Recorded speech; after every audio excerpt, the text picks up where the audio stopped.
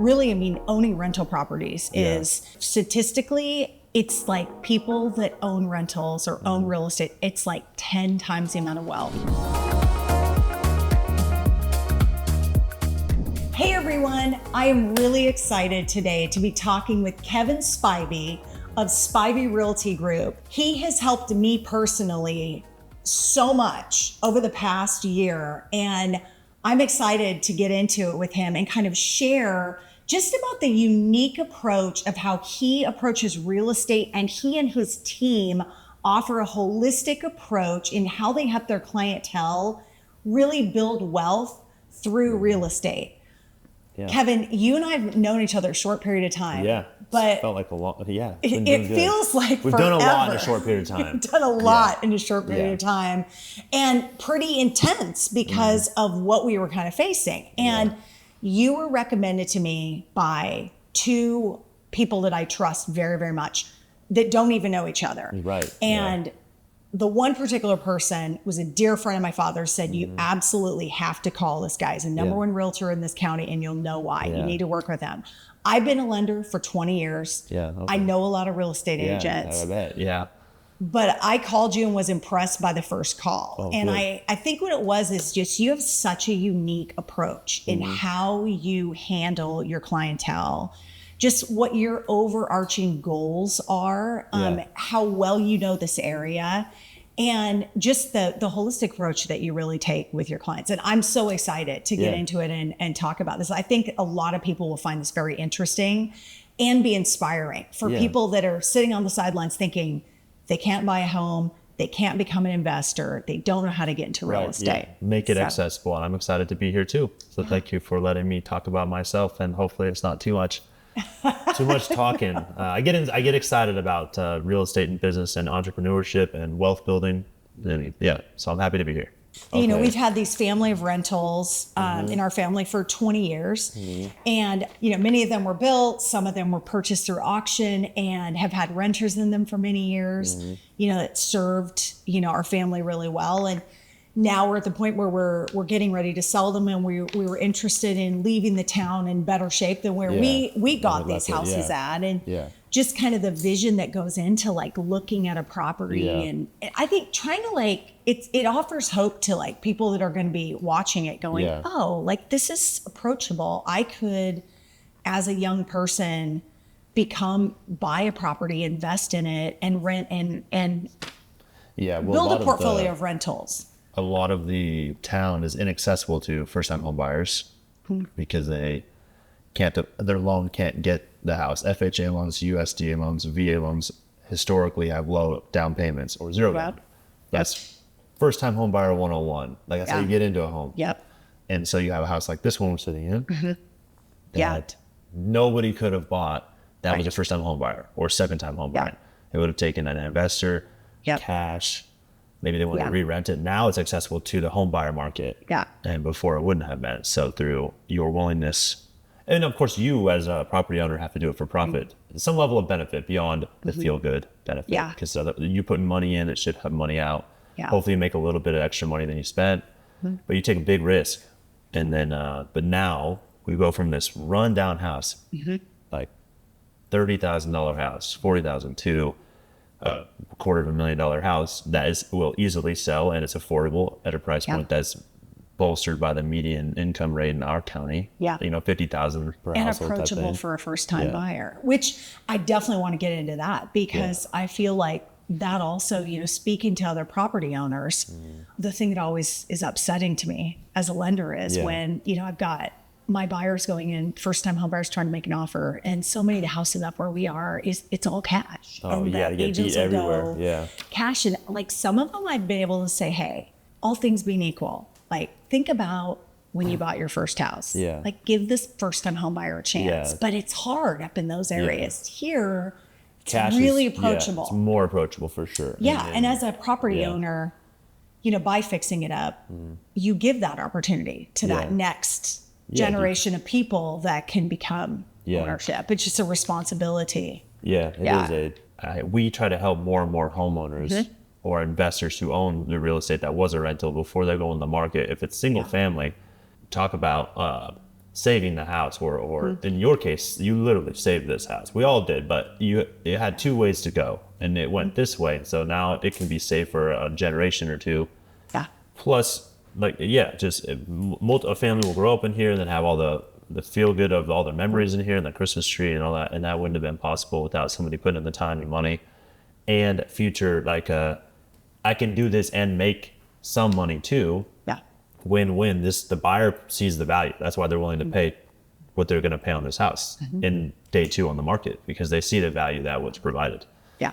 And then in Grace Harbor County, in a depressed economy and county that generally has lower everything, service industry's tough, average resale value is tough, a lot of fixtures, a lot of rentals, a lot of lower credit score.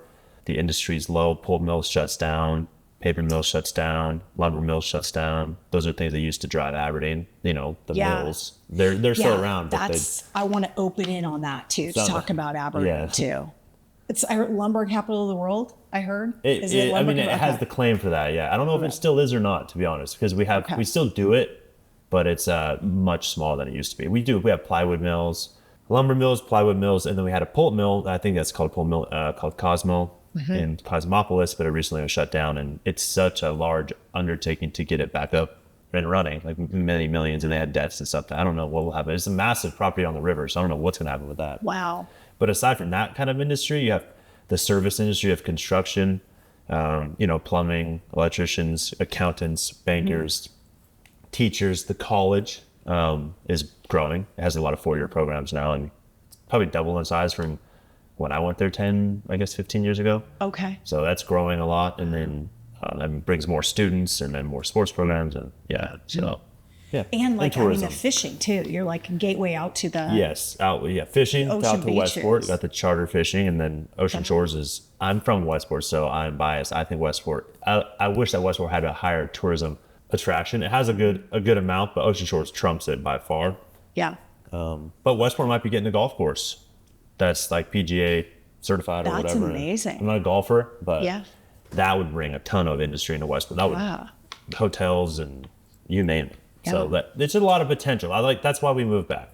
So we're in Aberdeen, which is like the cradle of Grace Harbor County. It's like where all the Grace Harbor, the harbor that is called Grace Harbor, feeds into and then arrives at Aberdeen. Alongside Aberdeen, you have Hoquiam, which is really similar in geography and along the harbor as well. And then you can drive out 20 miles roughly west.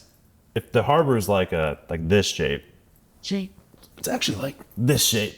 And you can drive this way to Ocean Shores and the North Beach, Mill Cliffs. Okay. And then down south would be where I'm from, which is Westport, Grayland, down to Tokeland, which is all that way. So you're pretty much 20 miles from either beach, Ocean Shores or Westport, South Beach and North Beach. And then you're about 20 miles to what we call East County, which would be like Elma, Montesano, then Elma, McCleary. And then that's the end of our line, and that's where Thurston County. Kind of feeds into like the Olympia area. Up into Olympia. Go north, you get toward Olympic National Forest and then into the National Park. Yeah. Then you can keep driving to Forks and up through there. But like you mentioned, it was or is the lumber capital of the world. It definitely claims to be the lumber capital of the world, but I don't know if like a place like China or somewhere maybe beats it now, but it does. And also the birthplace of Kurt Cobain. And Nirvana. What's the draw? Like, what do you see the people that are moving here? What is kind of the draw that you're seeing with all the buyers and that you're working with? There's 2 types of buyers, I would say 3 types of buyers. The first are locals that are trying to get into real estate ownership and build wealth through real estate ownership. And they were born and raised here or they moved back here. They went to college and moved back. Maybe they got a teaching degree and they moved back. So they're going to be locals and they'll buy and then they'll move up and then they'll move up. They buy a home like this as a starter home in that 250 or under is like the starter affordability here. And then that 250 to 400,000 or so is that move up level. And then after 400,000, you just have like dream homes and people who have, maybe they make a little more money or 2 income households that can do that. You have those buyers, you have people moving in the area, which would be a lot of COVID and things brought remote work. Yes. So as soon as that became more and more prevalent, people were like, I could buy here and it could be cheaper. And I can have a house like this, like you had mentioned earlier about being in Seattle. What would this house cost? It's like 3 times the cost. Yes. So they could, I could live here. I have Comcast. So I got perfectly fine internet here. And now I don't have to, I work, whether it's Overstock, we had Microsoft, Google, really just even mom and pop places that are like in Seattle. Like a sister works for UW Medicine, and she's in an admin role, and she is able to work from home. So she lives in Central Park, which is right next to Aberdeen here, pretty much an Aberdeen extension. She used to live in Everett, having to commute an hour each way to work to get to the campus. And so you can cut that commute time away or to get it out of there, and then work from home. So I think you have those types of buyers. People coming from California where there's fires. We have those, Idaho, Montana, and then because of affordability, I think. And then the beaches being close, which, yeah, is affordable and close to the beach. And then the last type would be investors that tend to be from like the I-5 corridor going north, Tacoma, Seattle, that are looking to buy fixtures and resell them, or buy multifamily and hold them.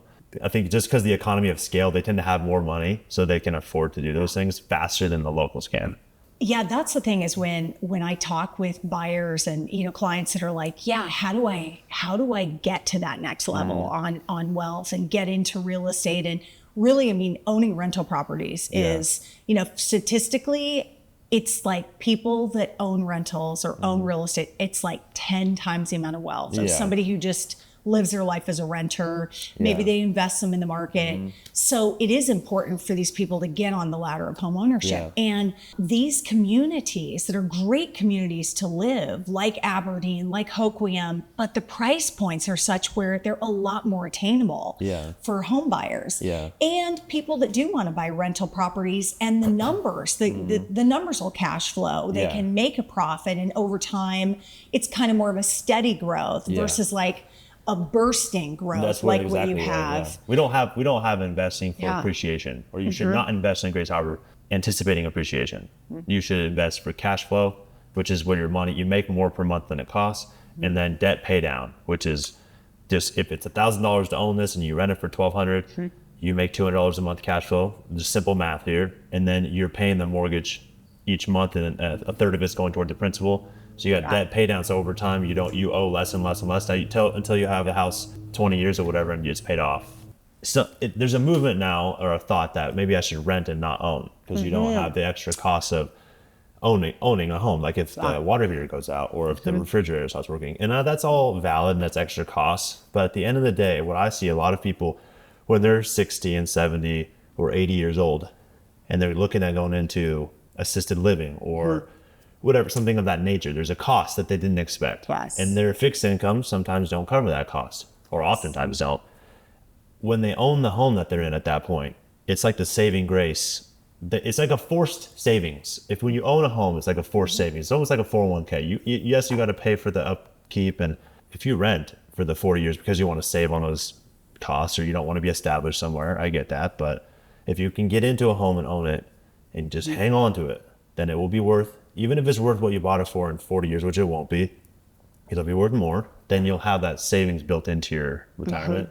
Even if you then sell it to rent, if you want to do it at that point. But if you don't get into home ownership ASAP, it's just like not investing in your 401k ASAP. The sooner you do it, it's compounding effects. That's why you should own a home, and that's why we have people buy homes. And that's totally true, because it's like 70% of people are going to need some form of assisted living. And some people buy long-term care plans, which are helpful, but they still don't generally cover the average time frame somebody's going to be in assisted living. I mean, I know that from a personal standpoint with my mom, and the properties end up being the saving grace because you can sell those, and it can fund that. I had a client that had a father that was entering that kind of like assisted living, memory care, and then the mom kind of took a what do you want to say, a fall in terms of health almost simultaneously, and they both required memory care, which is more expensive than assisted living, and it would end up being $11,000 a month per person.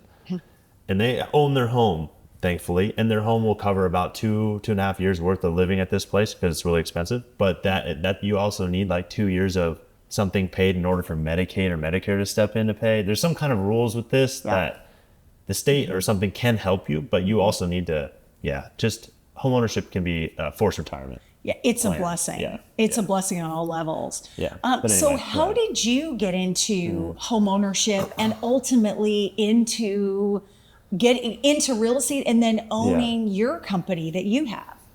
Love to hear just kind of about your background. Okay. I'm from Westport and my wife's from Hoquiam. And then we met in high school. We went to Grace Harbor College, graduated there, and then went to the University of Washington.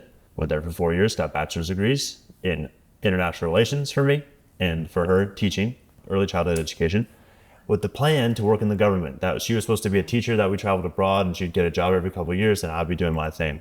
Well, I got a job in DC and we lived there for about a year at that point. I'd been there for a couple summers doing internships for the same place, and then I got a job. And long story short, we had our first daughter. Her name's Charlotte, and she's 9 now. Oh. And we just didn't, it became obvious to me growing up in a small town that I didn't want to be, at the time Skype was a bigger deal than like FaceTime, but I didn't want to have her meet her grandma, my mom, through Skype or through FaceTime. That was their relationship, and every 2 years you're moving. And I grew up across the street from my grandma, and I have a very fond memories of that, but by the bay and going to get breakfast and watching The Price is Right and doing all that kind of stuff. So it became obvious that A, I don't want to have that lifestyle. It's also dangerous. I was just in a field that was dangerous. And then C, you're on the government pay scale and you're doing, and that's fine. Your set wages, this is what you're going to do for the rest of your life. And I think something hit me where I'm like, I don't like that I don't get to just, like, I don't like that you're telling me that's what I'm doing the rest of my life. I don't know if it's part of our generation or whatever, but when we work in government, you have an impact. You're there partially for patriotic reasons, or like, I want to have an impact on American policy or American safety. I had this change where I'm like, I want to have a larger impact on a smaller scale. So instead of have a small impact on a national scale or international scale, I wanted to have as big of an impact as possible on a small scale. And that small scale was where I was from. So then I was like, what am I going to do when I move back? Because they don't need any Russian speakers or Turkish speakers or whatever when I moved back. So I looked at a field that had flexibility.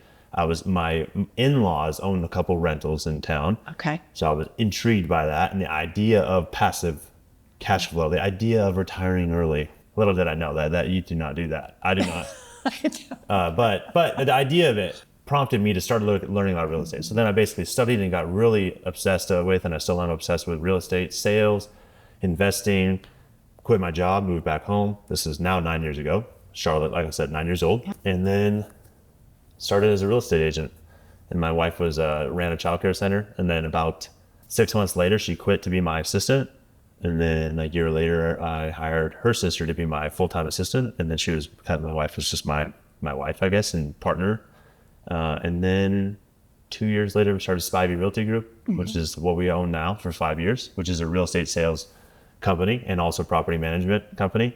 So we help people buy, sell, invest, and rent. And then 3 years ago, we started Spivey Home Company, which is our rehab general contracting company, which either does mostly our own projects for the first couple of years, and then in the last 6 months or a year or so, we've started doing work for the public to try to expand I thought, like we've talked about, like making one house nice at a time, renovating one house at a time or saving one house at a time. Because I looked through Grace Harbor, there's a lot of houses that are just needed to get some money put into them, some love put into them, so they could be saved in how I view them. And it makes Grace Harbor beautiful through that. So we've done that in commercial buildings and residential. And so doing one at a time is great, but if I can find a way to do 2 at a time or 4 at a time, I'd rather do that. Because the whole point is to revolutionize and modernize how the service industry is in real estate sales business, how property management is for customers and clients.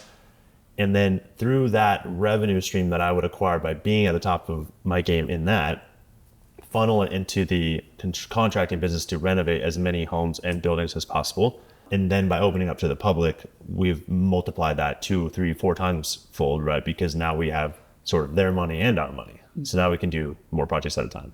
And then that becomes a job source for a lot of people that want to do construction for a living. So how do you do that in a way so that's supporting the economy that company didn't exist. And now it right now only employs maybe 10 or so people. Sure. But those people, that job that didn't exist before, and they've enjoyed working with us. A lot of them have for the full 3 years that we've been around. So it just kind of stemmed from simplifying the real estate process. It's a simple thing. I want to simplify buying, selling, investing, and renting, and then building or rehabbing. So in order to do that, I need to have this company and this company and this company and these systems. And then it's just, and that's all I do every day. If you hung out with me every day, someone just yesterday, just got done working out. We were sitting in a sauna and he was like, do you ever stop thinking? Because I was thinking like, okay, so I gotta go.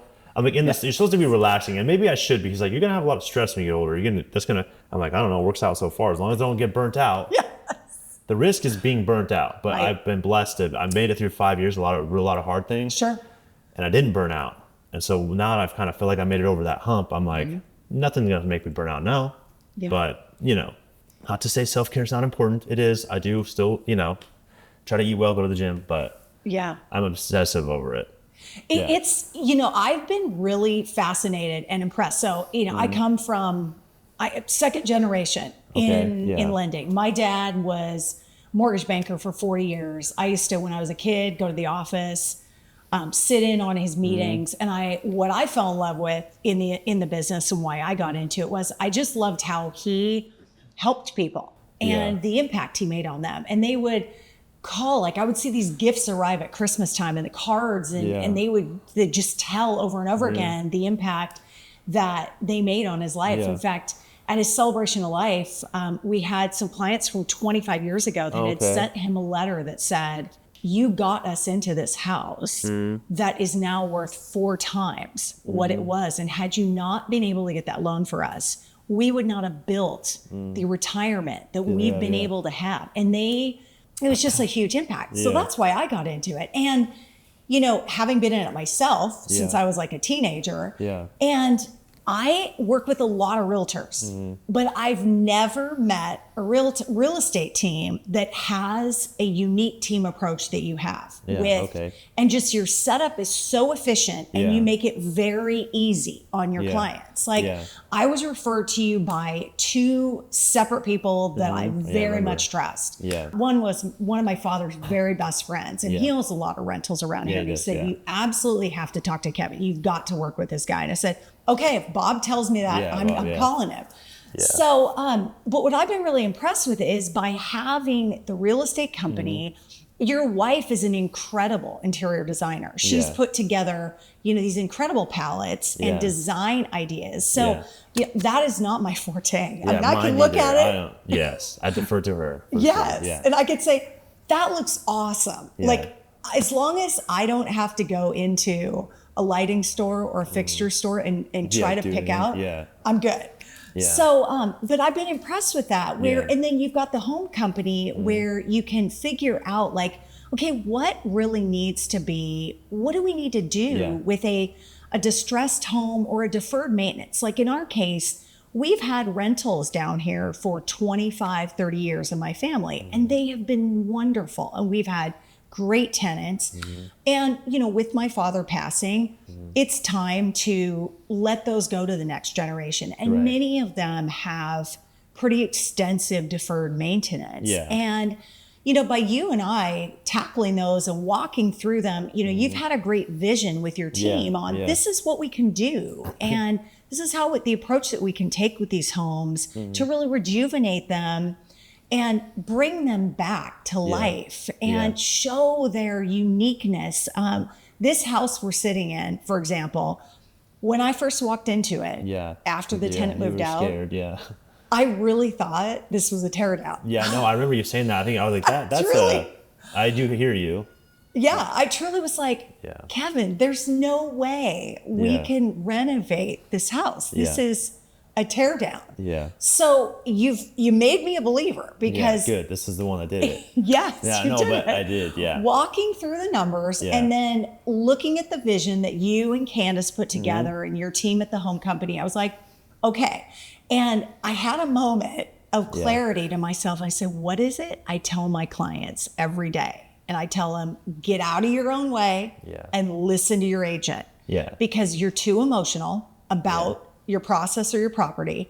Listen to your agent because your agent's looking at it from what's the best, that they have your best interest in mind. So I said, I'm just going to go with it. And I'm just going to see how it turns out. And here we are. Okay. Coming from many real estate professionals have only helped people buy and sell real estate. And they've actually hopefully they bought a home themselves or soon will. but they don't have the holistic view on what real estate even is, the whole thing. Not being a salesman.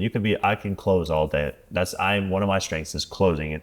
But in order to be stronger and stronger at that, you just gotta, closing is supposed to be to that person's benefit. You just gotta show them why it's to their benefit. So when you have all the aspects of the picture, you have what it is, you had this house being run down as it was and occupied by, like squatters, as you know, to where it is today. That's the whole vision that I had to not only know how to do, but also communicate to you. So a holistic approach to real estate is what diversifies us, to your point. That's what makes us different, is we know what it could rent for, we know what it could sell for as is, we know what it can sell for when it's done, and I know how much it's gonna cost to do it, and I have the guys to do it, or the people, subs to do it. One way or another, I know everything about real estate, or I want to know everything there is to know.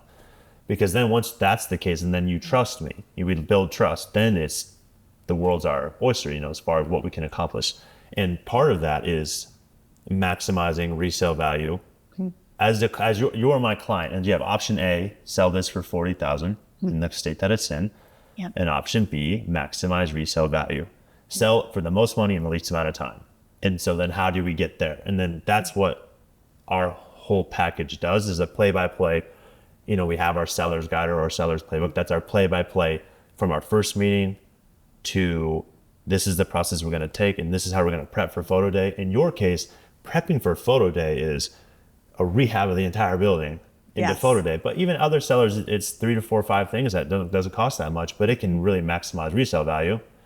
And I really am empowered, and girls and guys that work with me are empowered, the agents, because we understand or can easily access the information to know what XYZ costs. So when a seller's overwhelmed by their home being cluttered, or their landscaping being disheveled, or their garage door broken, or they're this or that, maybe they're elderly, or they're don't have the funds, we know what it's going to cost, we know what it will help you resell for, we know we can get it paid out at closing. These are things that make getting a high sale value achievable for that person, especially when they're transitioning to different life segments, whether it's to retirement or to memory care, assisted living, or moving out of the state to go to a job. If they want to make as much as possible. I think one of the balancing acts, I feel like, and it's not my job to figure it out, but look, affordable housing is a real crisis. Everywhere. And one thing that happens wherever you are, when you take a home that was $40,000 and then you maximize resale value, it theoretically removes some people from affording that house. But also, and I would 100% go to the grave saying this, that we've made this home, as an example, accessible to people that it would not have been accessible to.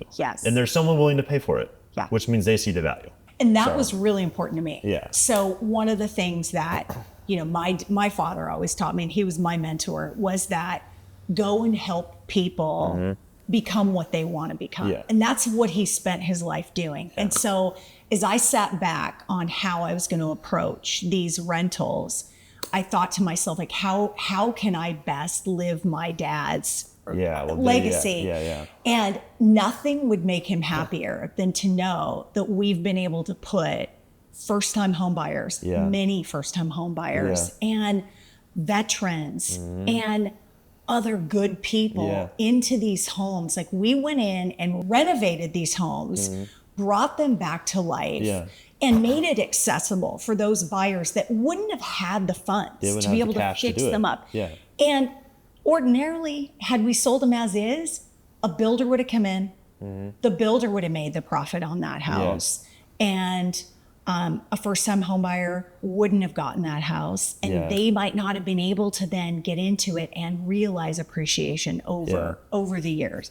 So that's been one of the things I think I'm most proud of, is not only are we going to leave this town in a better place than when we bought these homes or built these homes, we're also putting people, a new generation of buyer into them that will live and enjoy these homes, and they will start to build wealth. And that's really meaningful. Like, as a seller, it's meaningful. I wish that I had more clients like you, or just, I hope that this is an example I will be using to other folks, that you can, if you have the vision, and then I can help you, and then it's a good example to show what's possible. But what else? I think it's also helpful too. A lot of buyers don't realize, like, they think about, they look at a place, they have limited budget, and they think, I want to buy a fixer. But the fixer, their idea, first of all, their idea of a fixer and what a fixer is, that can be all over the board. Yeah. But they don't have the funds to really buy a fixer. There are a lot of great loan programs. Like we have renovation loans. We have, Fannie Mae, we have FHA renovation loans. And a lot of buyers don't realize, like, you can go in a town like Aberdeen, Hoquiam, this whole area, and buy a fixer and do a renovation loan through a company like yours, through your home company, where, you can come in, you'll have the vision to help that buyer. When that buyer finds that house, you can pencil it out. You can do the drawings to be able to get them through that renovation, and they can do a one-time close. They can purchase the house, get the construction money. Get the funds and do it. And in this kind of an area, you can do that a lot more so than you can up in the hotter markets like a Seattle or an East Side.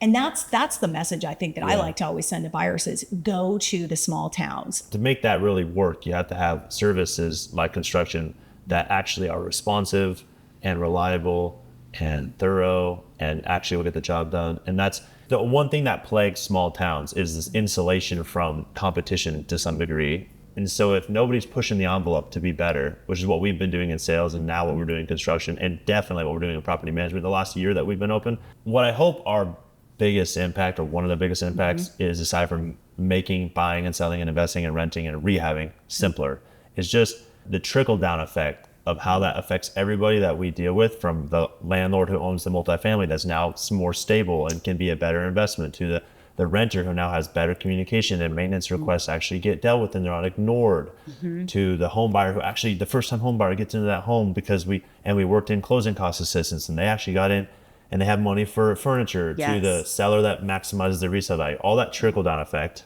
plus the competition level being risen against the other sales offices and property management offices and construction companies, forces them to be better or get out of the way. And so the good ones will be better. And then they will provide better service to other people that we're not helping. We don't need to help every single person. I'm trying to. That's my goal as a business owner, to try to help everyone, you know, 100% of the market. But at the end of the day, other people will improve, and then it'll be a better small town. The real estate will be more beautiful through that. And the service and the quality in those industries that I can affect, which right now are the ones I've said, will be way better. And maybe other ones in the future, who knows? But right now, I'm totally focused on those three: construction, property management, and sales. Well, I think it's showing people the way. I mean, it really is showing people the way. I mean, I've owned real estate my whole life, rental properties, primary residences, but I have never done a renovation, a rehab. And quite frankly, it was scary. Yeah, it seems scary. The thought at first, and I thought, oh my gosh, how am I going to tackle this? This is a massive project. And I have to say, like, the way that you took me through it, broke it down in a way that was approachable. Thought, okay, we can do this. When you have a client like myself that owns a property that's distressed, needs rehabbing, fixing up, or you have a buyer that's looking at potentially buying a property that's a fixer and they're looking to renovate it, keep it as a rental property. How do you approach looking at it to determine how the numbers are going to pencil and deciding what the best way is to advise them, whether it's going to pencil out to sell as is or fix it up and resell? So being a very active real estate agent, I sell a lot of real estate for many years here. I can quickly, and I've flipped or renovated my own homes, right? So I can quickly see an as is, what would the market pay for this? So that's like the baseline. And then we look at what's it going to cost to get it to maximum resale value, which is where's the best price range that this home that's 1,000 square feet, 2-bedroom, 2-bath, what can they sell for? And let's just say it says 250,000. You're like, okay, so the spread is round numbers, 50,000 to 250. So now you need minus closing costs, because you have, let's just say 10% when you sell, and then you work down like 225 to 50. You're like, okay, now how much is it going to cost me to get it to where it can sell for 250? The thing I'm realizing as we're talking is that the hardest part is getting the contractors to actually respond and be reliable and provide the numbers to even put the package together to rehab it. Because you need either a general contractor who's probably busy or doesn't do that kind of work, or you need multiple subcontractors and then who's managing it. And so to a seller, to somebody who owns the home and wants to do that, they're like, I don't want to manage. I live in Seattle, or I live in Olympia, or I just can't, I don't even know what I'm doing. But I see the numbers, but I don't know what I'm doing. And so that is the niche that we filled. We're now full service, right? But I would say that you work those numbers out where there's a gap between what you can sell for plus rehab costs, what you can sell for today, like as is, plus rehab costs is your total in. Look at what you can sell for in the future minus closing costs, and then that gap is the profit. Put a little buffer on it because things go wrong, a little bit of extra cost here and there, but at the end of the day, maybe the gap will be 20,000, and that'd be relatively conservative. But you would make 20,000, you're like, I can spend 60,000 or 100,000, and I can make 20,000, and I'm like, I will do that. So you need the team in place, and then the funds. We're a buyer, like you said, rehab loan. Buyers are often looking at the payment per month, and so and then how can I get into this house? So rehab loans are a good way to get into what would normally be a fixer or be a cash only. And you need a lender that's creative to do that. And you need contractors that provide the bids itemized, detailed, and on time and are reliable. I think that buyers can access fixers that way, or sellers can make this home that we're in, as an example, accessible to that first-time home buyer without having to do the rehab budget or the rehab loan. Yeah. Well, and it makes it so this buyer in this house, who knows, in a few years, they may decide, okay, we're ready to move up. So now they've gained a little equity, they pay down their principal, they're ready to, and maybe they keep this home as a rental property, or they sell it to another person and they do that that move up.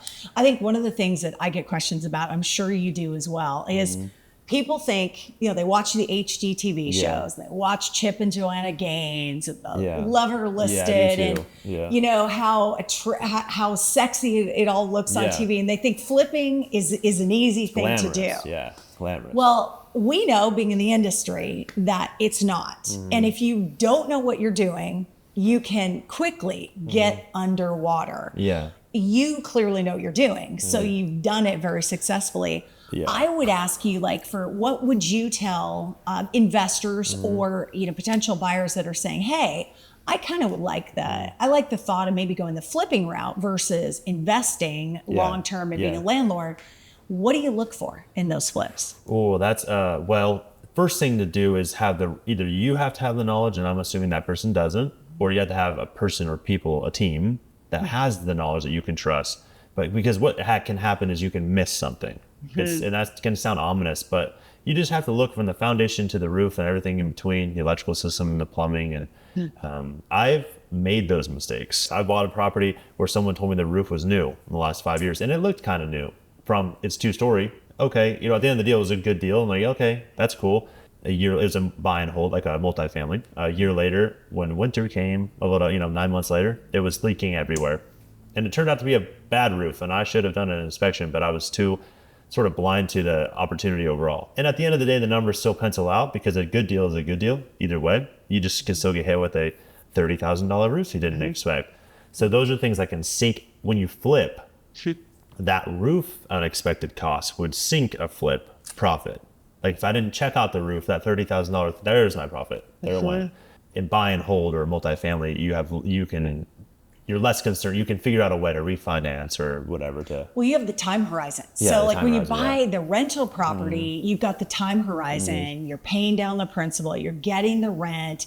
And if you own the property longer than a year and you sell it, it falls under long-term capital gains with the IRS, versus the flip is going to be short-term capital gains. I think a lot of consumers, they don't realize it. It seems like it's easy to do. And, I have some design background, and I know a little bit of contract. I know a little bit about construction to be dangerous, so I'll do my own flip. That is exactly what can happen. You can be dangerous to yourself. And also, or you learn through that grind, and luckily you save on labor costs. So if you're doing the work yourself and you save on labor costs, you'll probably turn out okay, but you'll be like, wow, I almost got paid nothing for my time. And that's when you're like, oh, I ended up finding things I didn't realize I'd have to do, and I spent way too much time doing them. The design. I know that we're just blessed to have the team that we have, including my wife being the designer. I'm just lucky that she is so obsessive about that. I'm obsessive about my thing, which is like systems and business and vision and dreaming and talking. And she is the design. And so, like you mentioned earlier, that's what she's really great at. And it's a great team. And then all of our support staff around us, we have there's people that are obsessed about paperwork and the file and compliance. And you got to have the person who's like, you can't make this customer service person mad. She's like the most bubbly person ever. And she can melt even the most upset person, calm them down. And like, I can't do that. I would be so drained from doing that. So team is so important. Even if you're just getting into flipping, find the real estate agent that you trust, or hopefully one that's either done a flip before or helped a client do a flip. Find a contractor that you trust. Same thing. Have they ever done a flip before, start to finish? And obviously ask people around, get referrals. Because that's all it takes is something like, oh, I heard this person did a great job, or this person did a great job for me. Well, odds are they're pretty good. So then you will be protected. And there's definitely ways to fund flips. You don't necessarily have to have 100% of the cash. There's people called hard money loans or equity lenders that even a first time flipper can do. They don't base it on your experience. They'll base it on, they might want 10% down or 20% down. Or do you partner with someone that has the 20% down, then you run the project. You just got to go for it. I think no matter what you do in life, just go for it. Don't look back and be like, I wish I would have tried a flip. I knew I could have done one. Well, just do it. It's one of my favorite sayings, actually. It's What's you that? never regret anything in life that you don't do. You only regret the things you don't do. Yeah, that you do. Yeah. You don't regret the things you do. You regret the things you don't do. Yeah, when you life. do something, you make a mistake, you learn. I focus on solving problems. I don't know if it's the right word for it, but anything that comes up that's a systemic problem or could be solved, the more I'm solving of those, the better we're doing. And as long as it's not the same problem twice. That's pretty much my mantra. So the more I can solve, the better. And anything you do in life, including flipping a house for the first time or buying a rental for the first time, you're going to find those problems, and we've all been through them. So then rely on, I would say, lean on the people that you know who have flipped or who do own rentals and be like, oh, this tenant's not responding to me and they're 1 month behind. I don't know what to do. Just ask someone you know to say, don't panic. What can you do? What are your actual legal options? And This is a trust business that. And that's the piece that's never changed. You know, the technology changes and technology is helpful, and it makes it more efficient. But it's a trust business. It's a people business. And most of my clients come to me, and I'm sure most of yours come to you through referrals. At this point, And because you trust the person that's referring and they've had a great experience. And these are big projects. These deal with a lot of money and there's a lot of motion involved, especially. And it's like you say, having that team that can manage all that, because there's so many moving parts in the entire. So you don't feel alone. When I look at a buy and hold, that's like or a rental property, like it'd be single family, which is with one house, one person living there, right? Or multifamily, like apartment complex. You don't want to buy anything that costs you more money. You want the rent to be higher than it costs you per month. Because if you buy a rental and you have to pay $100 toward it, some people will do that. Like, well, they're paying $900 and I'm paying $1,000 or $100 toward the cost of $1,000. So overall, I have someone paying $900 of it. I'm doing good. If you can buy things where the cash flow is net positive, it makes more than it costs, even $100 a month, you could theoretically buy an infinite amount of those. You cannot buy an infinite amount of negative cash flowing assets. It would start to eat up your income and you would lose your house that you live in, or you stop buying groceries because you'd negative 100. It's scalable to go the other way. So cash flow, what is that? That's just a property gross rents minus expenses being higher. Like the net is plus 400. So I made $400. And when you look at a property that you're renting out, it's not as simple as gross rent minus mortgage equals my profit, because that would be a naive way to look at it. It is, or an unlearned way. You know, I've been there, and now what you really got to do is look at gross rents minus your, what you call vacancy rate. You want to factor in a little bit of like, what if this tenant leaves once every 2 years for 1 month? So you don't have rent every month for the rest of your life. So factor in a percentage of the rent you're going to reduce per month, so you have savings. Do the same thing for maintenance, and then take out your mortgage, insurance, and taxes. And then if you have any utility bills that you're paying as a landlord, remove that, like water, sewer, or garbage, for instance. Power is usually by the tenant, but figure out what you're going to pay versus what they're paying. Make sure you account for everything you're paying. So then you get that $2,000 a month rent minus the mortgage, insurance, taxes, water, sewer, garbage, and maintenance, like holdover, like 5% of the rent for maintenance and 5% of the rent for vacancy. And then you hope that number, and I didn't do the math in my head real quick, but maybe it's $1,200 and that mortgage was $1,000, then you're like, okay, I had $200 cash flow. True cash flow is what I would call that. Then you can buy that asset, collect $200 a month net cash flow, and then put that over in a little reserve account and do that for the year. And now you got $2,400 that you didn't have. Maybe you spend it or for your lifestyle. That's where you get into the passive income. As long as you have a property management company, which I didn't mention, are you managing it or somebody else? You got to factor that in. And if you're managing it, then it's not very passive income. It's like a side job. But regardless, you have that $200 a month cash flow, and then you save it up, and maybe every 5 years you have whatever that is, 12,000 or something, and that's what it takes for a part of a down payment on something. And then you buy another duplex that you house hack, and you live in one side and you rent out the other. And then so positive cash flow is key in order to build your real estate investment portfolio, I would say.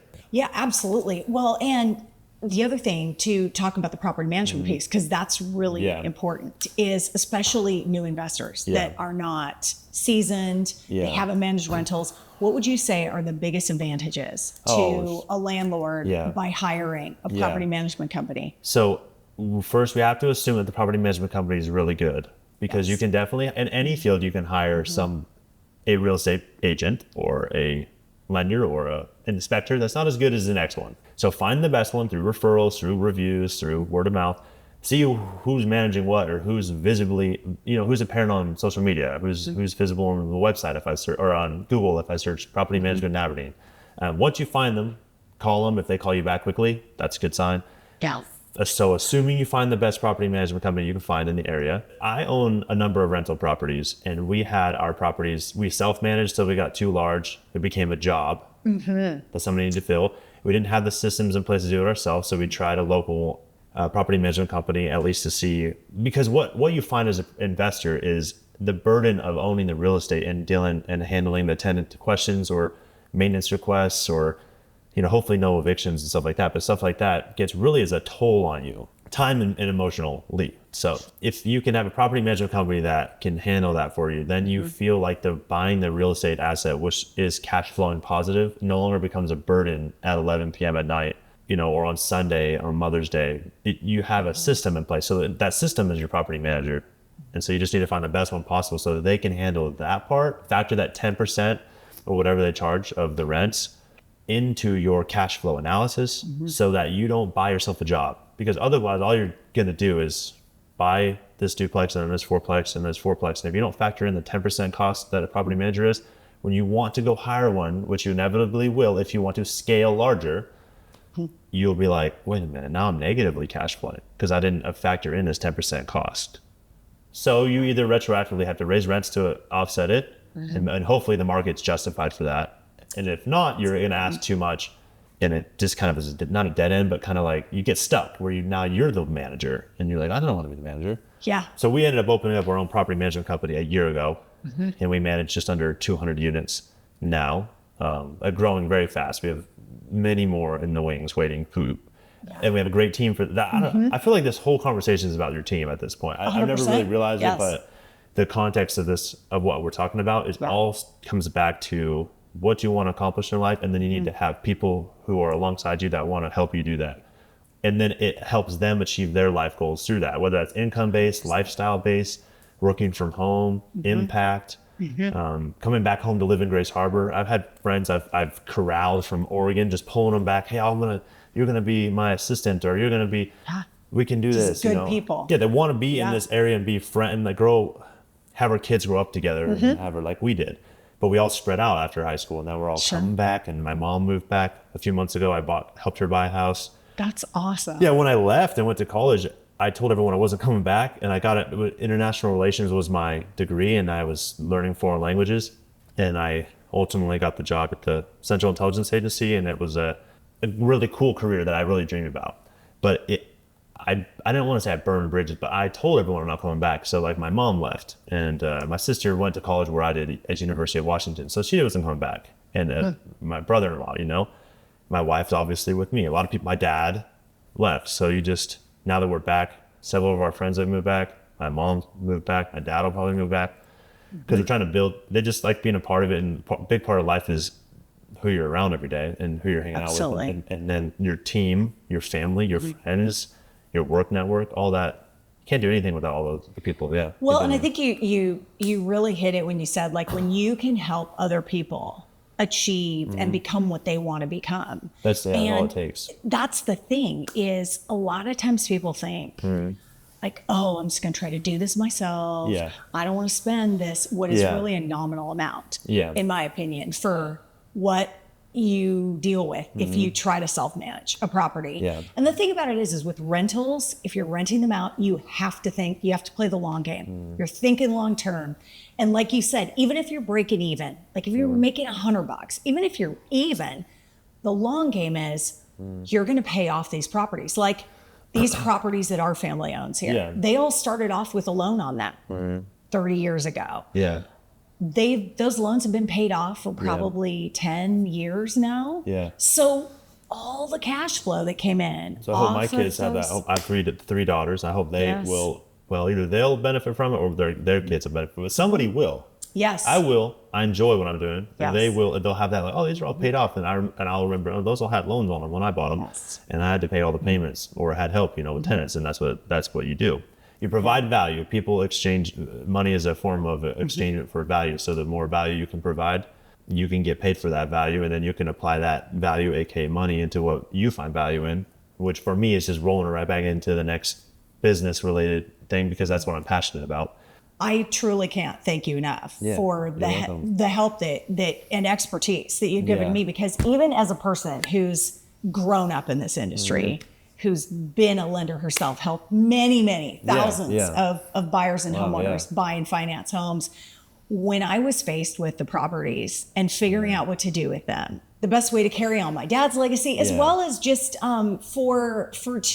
maximize wealth in these properties, I didn't know what to do, because that was outside of my area of expertise. And truly, like, you've just been an incredible partner in this journey. And it's a very cool connection. Yeah. And you could have just as easily been told to just sell them as is. It's too much. It's hard to find the contractors. It's hard to do this. And it would have been a missed opportunity, both for you and your family financially, and also for the people who are buying them now. And for Grace Harbor, honestly, if we have, I don't know if it was 10, but it's, the number of homes is up there that were in your father's estate or managed, and those are all getting pretty much all getting the same treatment.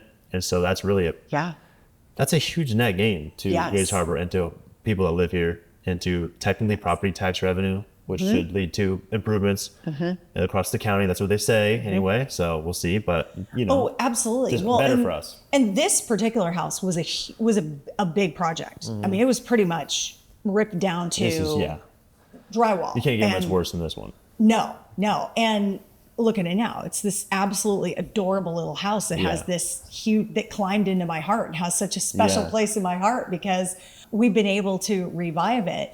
But it's been a great, incredible partnership. I'm excited to see the future properties, the ones we have going on now, the ones that we'll have, going in the future. And I hope that this will serve as just kind of inspiring for other people that are looking to get into real estate, or they maybe own properties and they're kind of in a similar situation.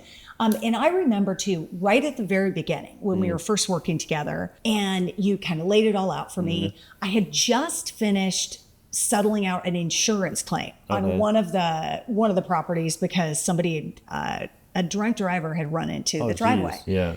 So I'd had this contractor in town that had worked on some of that. And so just because it was the very first one we were working with, I asked you both to bid it out. Yeah, I remember, And you had the bid to me within 24 hours, and it was accurate. And 3 weeks later, I was still waiting for the bid from the other contractor. And I said to my husband, this is why he's the number one real estate company in the county. Is because he's got this dialed in. This whole team approach knows how to really take a concierge approach with a client and say, this is what needs to be done, and this is how we're going to get there. These are all the steps, and I'm going to take you through it. And that I think that's what's so unique. What we do. That's just a whole holistic service, turnkey. And no pressure. It's a no pressure system. You want to do it, you do it. You can or you don't have to do it. But number one thing in sales is respond quickly. And so that is what sometimes the service industry needs to do. It's true. That Yeah. contractor should have sent the bids faster. It And is. I don't think anybody will ever say that about me, because I won't. And I never went back be to a him. no. Yeah. I never went back to him after You that. don't need to. Don't need to. That's what you do. Yeah. Serve. Yeah. Fill You the do. need. But You got my trust right on that one. Yeah. That first one just gained my trust right I off the think bat. that is the point to make. That whoever you're working with and whatever endeavor and how stressful it's going to be, you have to trust each other. Yeah. And that the other person has your back when it's going to get hard, or is trustworthy and thorough and communicative, and Yeah. honestly just wants the best for you, and you want the best for me for what we agreed on. And it's just, that's the way it is. And we just get it done, and then we just do it again. Yeah. And the more we can do, the better. Moral of the story. Yeah. Like I always tell buyers, it matters who you work with for your real estate as your realtor and as your lender. It matters who you work with, and listen to your agent. Put your emotions aside, listen to your agent, because they have your Yeah. best interests at heart.